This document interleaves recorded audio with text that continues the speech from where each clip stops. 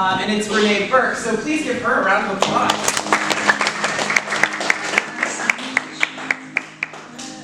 So I'm from Sunshine State, and it's not really sunny in the summertime. It rains every single day, but somehow we're still in Sunshine State. Anyhow, I'm going to talk to you guys about staff motivation and trying to build a community within your program. So I think some of my strengths are definitely organization. That is a strong one. And then also trying to get my staff to be a family. And it has become one of what we call the cults on campus. So we have crew, band, drama, and journalism. And we just call it boom pubs. Like, you're not really a yearbook kid or a newspaper kid, even though, like, if you're in the program, you kind of know that you are. You're a part of boom pubs. And it has, for the large part, become such a kind of a hot thing that people work to wear the polo, like to actually have the polo that says Boom Pubs on it and to be kind of part of our family, because we do so many fun things. People are like, gosh, you guys are always having fun and you always have food. I kind of believe if you feed them, they will come. And I'm not kidding, we always have food. So anyhow, I have advised 20 yearbooks, 21 years of newspaper, and I've had a lot of phenomenal staffs and some not so hot. And if you guys have been on a staff that kind of had some problems this year, maybe reflect on it and what were the problems. Personality differences can definitely be one of them, but also people not feeling appreciated. Yearbook and newspaper and web and broadcast, whatever it is that you do, they can be hard programs if you're going to do them well. If you're going to half-butt it, then anybody can half-butt it. But if you want to do them well, it's going to take hard work, and it's going to take dedication, because you're going to revise and re-revise and really try and make it the best that you can. So I have learned or found that if you love them and appreciate them, let them know that they're awesome and they're a part of something, they will work, even though it's hard.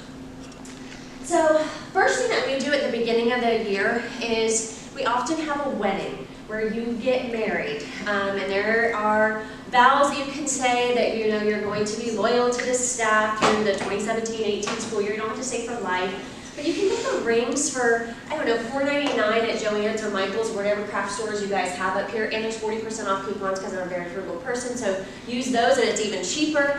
But make it really fun, kind of be silly about it. That's one thing that you can do.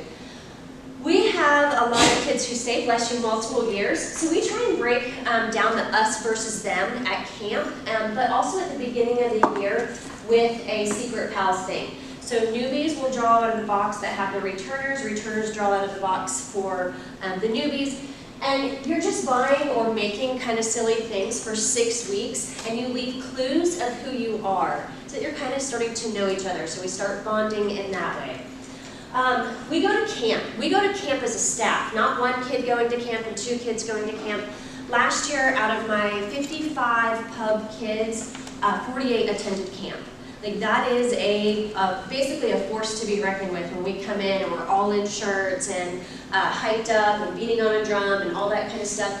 It really is amazing. These are our old shirts, which the kids are trying to talk me back into getting. They're called jerseys, like football jerseys. But they're expensive. So we may go back to them. I just put them up because everyone loves them. And like this shirt I thought was hysterical. I didn't design this shirt. Every year for camp they design a different shirt. We have a camp theme. This year is Yearbook Confidential. So I don't know what their shirt is. It's due to me tomorrow so that I can get it to the printer and that we can have it by next Tuesday. But this one I thought was so funny. I'm a pretty strictly business person. I'm not the jokesters and the funny person. I'm very linear. Like, we have to do this, we have to do that. I'm so serious that I have to tell myself, guys, you need to have fun. Like, I have to tell, and I often in my head plan, on Wednesday I'm going to do a surprise thing. It's not really a surprise for me because I had to plan it because I'm so driven and focused on things. But in my head, or the way that I work, I'll try and plan fun things. So my staff made this shirt all work and no play, because that year it had something to do with like fitness or whatever. It's like an 80s, y'all don't know, y'all weren't born yet. But people wore leg warmers and stretchy tights and all that kind of stuff, and we tied our shirts here, and it was just really ugly. So they made that shirt. I thought it was hysterical. They were so worried I was going to be mad, but that is me. It's like, let's work, let's work. So, you know, I wasn't offended by it. We celebrate everything, whether it be a staff award, a kid who didn't get in a car accident for 30 days. I had a student, and since she got her license, the first year of driving, every single month she got in some kind of accident. She even totaled her car hitting a parked car. I still don't understand how she did it, but she totaled her car. So she turned 17, she went 1 month without a fender bender, a parking ticket, a speeding ticket, nothing. So we threw a party. Yay, Heather, you're 30 days free. She starts crying and she goes, my parents are gonna be so mad, this is hysterical. She's crying because she's laughing so hard. But we can poke fun at each other because it's not us being mean. We know each other well enough to do that. So we did crown cakes and princess cakes, all kinds of things. Personal awards, we're going to celebrate them because we are a staff and we do things together, but how did you do for it?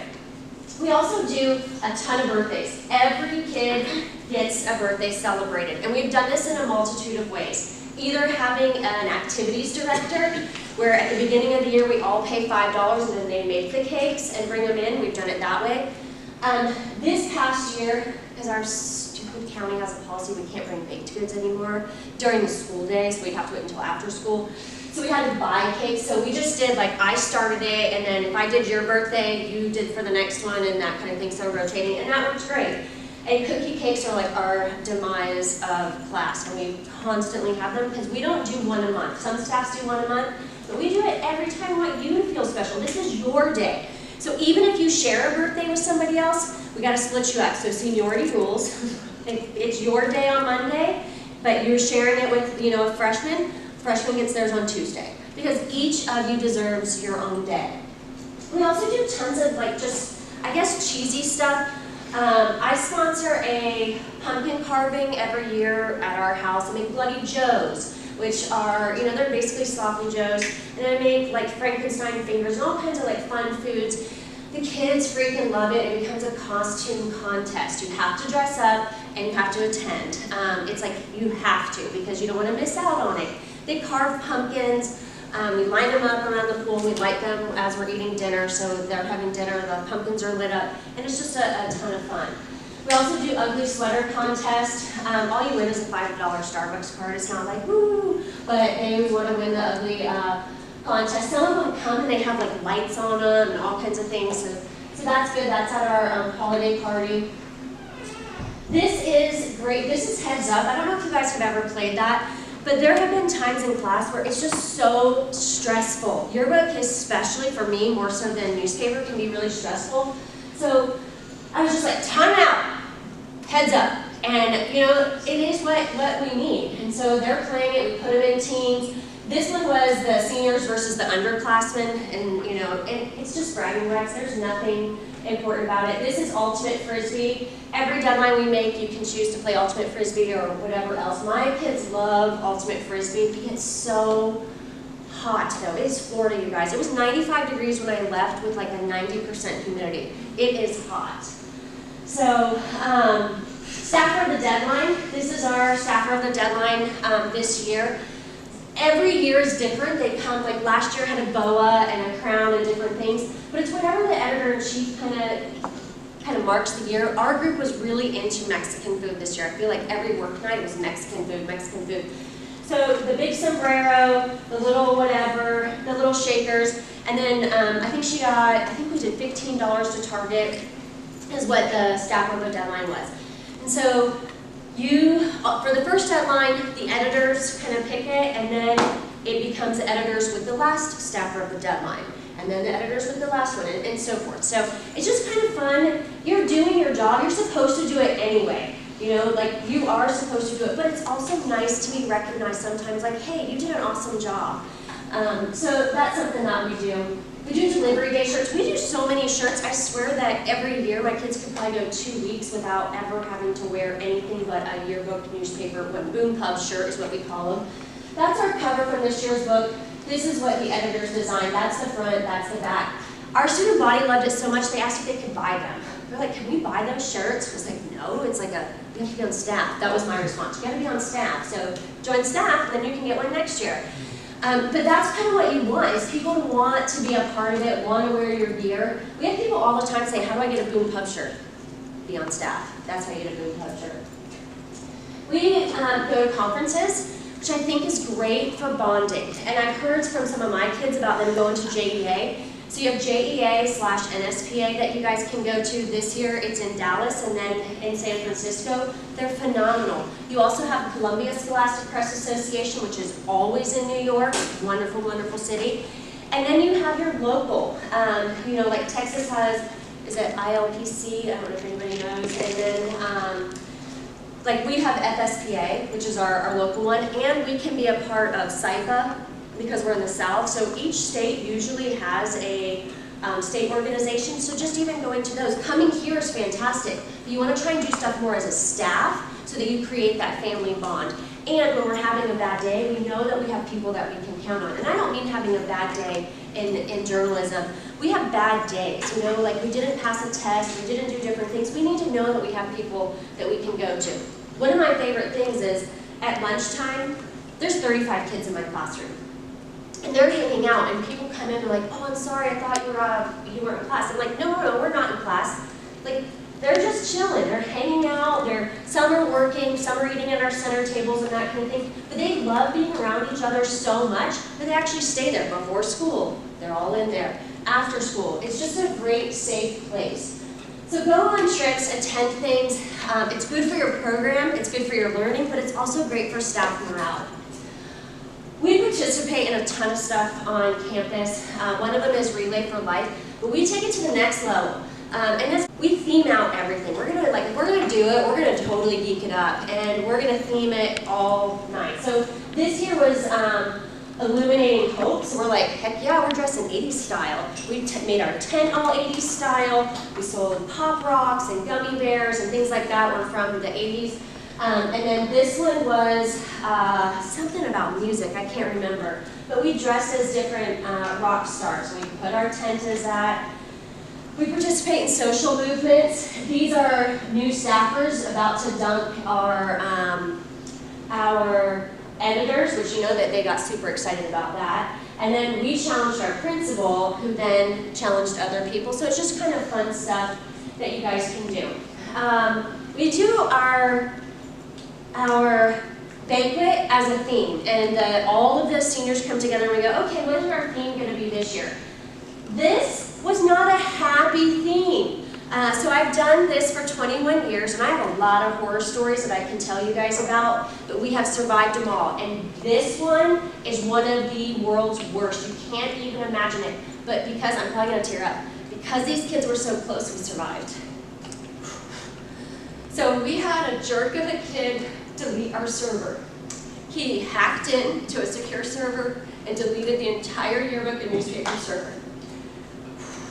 So we went to our tech person and we're like, oh my gosh, this just happened.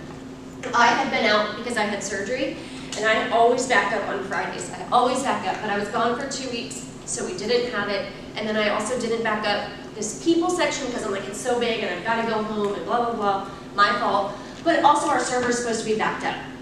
So this jerk of a kid deleted it, thinking he just wanted to see if he could get in and do it.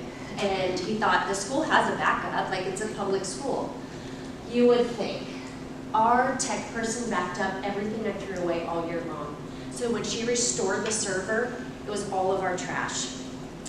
So then I just start tears and just start laughing hysterically. My kids got really freaked out. They were like, oh my God, she's lost it. She has really lost it. And I basically had, like, what do you do when your entire yearbook server is gone? Hundreds of thousands of pages are gone. Luckily, most of our pages were finalized because this happened in March. But we still had 124 pages of proofs and our final deadline going. So we had stuff backed up, but we didn't have the people section. We had to reshoot 72 kids for a particular headshot. We had to reshoot them, crop them, well actually cob them, do this wonderful paint splatter thing that we had going behind them in 48 hours to make our proof deadline. Now, could I have called the plant and go, look, this happened to me, blah, blah, blah? Probably. But you know what? No one likes your excuses except you. And so I said, we got to suck this up, you guys. We can do this. I know that we can. All hands on deck. We shot 72 kids, recobbed them, resplattered them, everything within that time, got them placed, and we met deadline. It was an amazing feeling. Because you know what? They knew that they could do it, and they knew that they had each other to count on, and that to me was like one of the best feelings in the world, because no one said, that's not my job. It was, this is our publication. Newspaper kids, J1 kids, how can I help? What can I do? That's what you want to have on your staff, is kids who want to work, even though it's not their job. It's not their pages. They're like, I've done my work. We didn't have that, and I was so grateful. But we had to make light of the situation. So our theme at the banquet was cops and robbers, and we dressed as cops and we dressed as robbers, and you know, we had a most wanted board and that was standing up and kids took pictures in it, and we really made light of the situation because there's nothing else we could do. The damage was done, but we salvaged what we could. And then that book won a pacemaker and a gold crown. So I'm like, F you, kid, who deleted our server. So, because we did it. So, you know, these are just, however the year happened, the editors get together and we're like, okay, what's been good, what's been bad, how do we tie this into a theme? And we just have fun with it. So, I know I probably went over and I was trying to talk really fast, but a family that stays together, family that plays together, stays together, and I really, really strongly believe that. My server story is not a lie. It is like the world you just can't make this stuff up, and what those kids did in those 48 hours, amazing. But because they knew that they were appreciated for the work that they did, because they knew that they were loved, everyone wanted to help. And I want you guys to create that culture. Just let people know if they do a good job. You know, I really appreciate you doing that interview yesterday, even though it wasn't for your story. That helped us a lot. Sometimes we forget to say thanks.